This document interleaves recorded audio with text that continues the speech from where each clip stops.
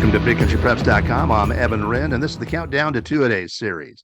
A daily look at an area football team and the key questions we're going to be answering about that team in our August 16th preseason preview here at Big Country Preps. I'm here with my partner, Dan Youngblood, via Zoom.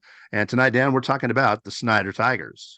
Yeah, and this is a Snyder Tigers team that is now in its fifth year under Coach Westwood. Got a really good group back from last year's 4-7 team. 23 of their 33 lettermen return, including 9 starters on both sides of the ball.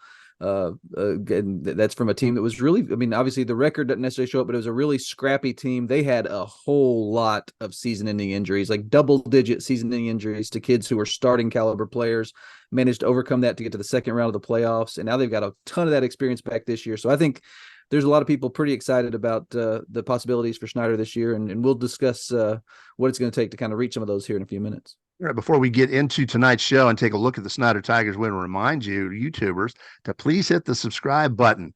Hit the subscribe button and then hit that little bell so that you'll get notifications on YouTube each and every time we come up with a new podcast here at BigCountryPreps.com. And it'll make it easier for you to follow along with the Countdown to Two-A-Days series, which will have us looking at another team from the area every single day, counting things down to the onset of Two-A-Days, which start on July 31st, right around the corner. Yeah, just right around the corner. But before we start talking about Two-A-Days, let's jump into today's show and the Snyder Tigers. Like I said before, this is a team with a lot of experience back, and I think the thing that's really interesting about this team is a lot of that experience is senior experience. So this should be a team very deep in leadership. The question I have is just, how valuable will that be to this team? How valuable will that experience be? How will that translate to the win-loss column this year? The experience those kids got last year in leading a time of a beleaguered team to the second round of the playoffs. This was a team that was really hit hard by injuries. Now they've got all those kids back from that group, and I'm gonna be interested to see just kind of with the experience and senior leadership this team has, just the impact that will make on this season. They have a lot of experience. What they do not have a lot of is a lot of depth, and depth is going to be muy importante up in Snyder this year. There's no question about it. They've got 9 and 9 back on both sides of the ball, but they've got 23 lettermen, which tells you there's going to be some two-way players out there, and so you're going to have to stay healthy. Absolutely. If they can do that going into district play, we might see something kind of special from Snyder this year. It just depends on how many people they can keep out of the medical tent, because there's not a whole lot of experience behind this group. They have a 5-5 JV coming up.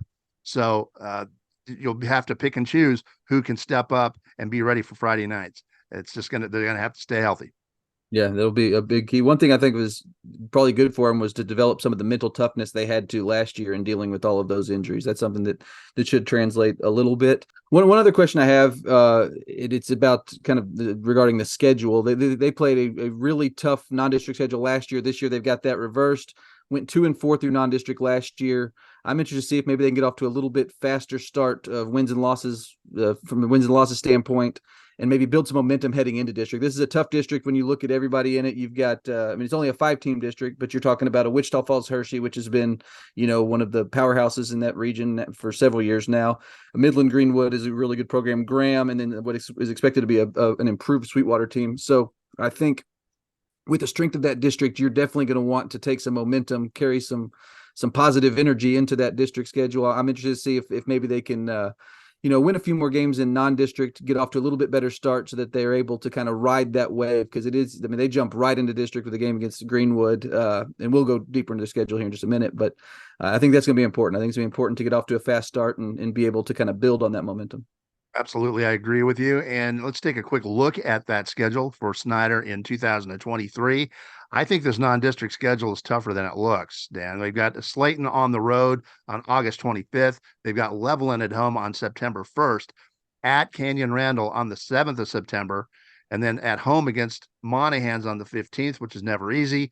They have a Big Spring at home on the 22nd, and then they are at Holiday in a very tough matchup on the 29th. That I like the non-district schedule in that it offers some challenges and offers some chances for wins, The question is how much momentum can they carry into district? And I think that's going to be important to go into district with some confidence. Yeah, and I think this is a better non-district schedule for this senior-heavy team than it was for last year's group, which was not only younger but also just hit hard by injury from basically the start of the season. So that non-district schedule will lead them into district, which they will open with a home game against Greenwood on the 6th of October. They'll follow that with a big road date at Graham on the 13th.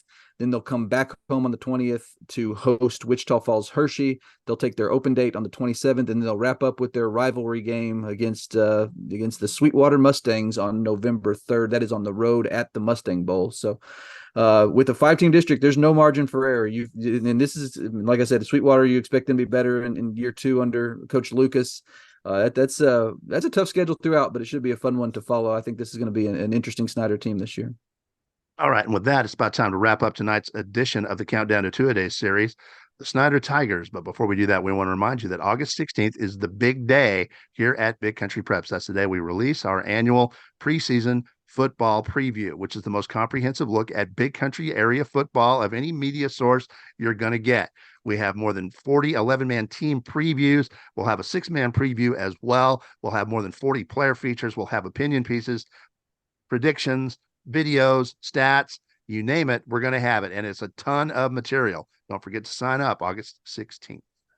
In the meantime, thank you for joining us for this episode of our Countdown to Two-A-Days series. And make sure you return tomorrow when we will talk about the Sweetwater Mustangs here at BigCountryPreps.com.